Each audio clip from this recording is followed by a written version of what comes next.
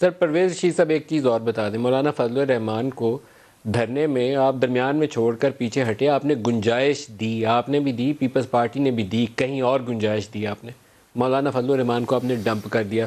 اب دوبارہ مارچ قریب آ رہی ہے،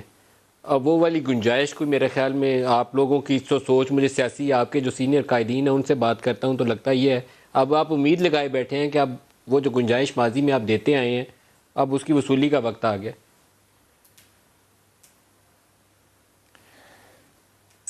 ندیم، ابھی تک مولانا صاحب نے اپنے کسی پروگرام کے بارے میں ہمیں آگاہ نہیں کیا۔ جب وہ ہماری پارٹی کو کانفیڈنس میں لیں، آگاہ کریں تو ہمیں بھی آسانی ہوگی کہ ہم اپنا لائحہ عمل جو ہے اس کو تیار کر لیں۔ لیکن ایک بات کی میں وضاحت آپ کی خدمت میں عرض کر دیتا ہوں۔ مولانا صاحب کے ساتھ ہماری کمٹمنٹ یہ تھی کہ ہم 31 تاریخ تک، جس دن وہ اسلام آباد میں تشریف لائیں گے اور وہاں پہ جلسہ منعقد کریں گے، ہم ان کے ساتھ وہاں تک آئیں گے، اور دنیا نے دیکھا ہم ان کے ساتھ آئے،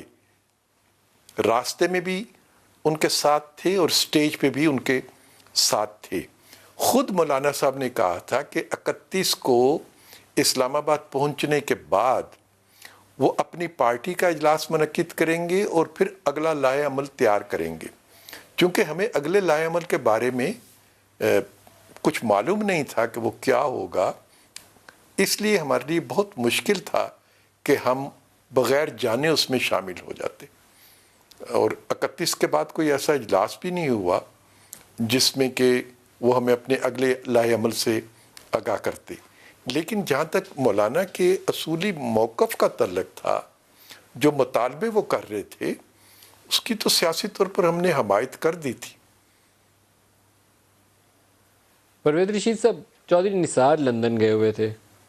خبریں چل رہی تھیں کہ شاید ملاقات کی کوشش ہو رہی ہے، کوئی ایسی گنجائش موجود ہے نون لیگ دوبارہ امبریس کر لے چودھری نثار کو؟ خاص طور پر پنجاب کی سیاست میں بڑی ہلچل آ سکتی ہے اگر ایسا کچھ ہو جائے۔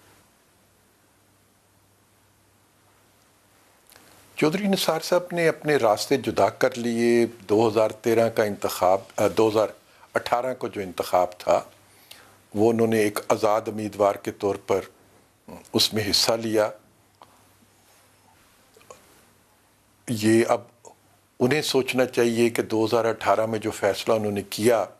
وہ فیصلہ درست تھا یا وہ فیصلہ غلط تھا۔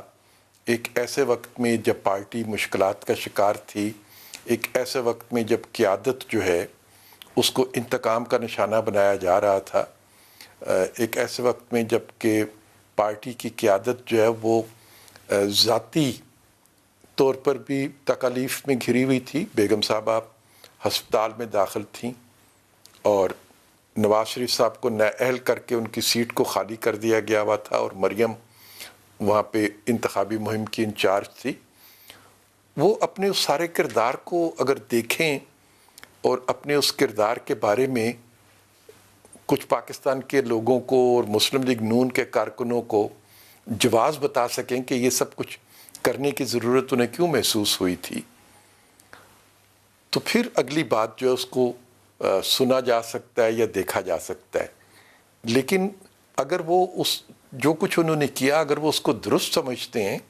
تو مسلم لیگ نون کا کارکن اس کو درست نہیں سمجھتا جو کچھ انہوں نے کیا تھا۔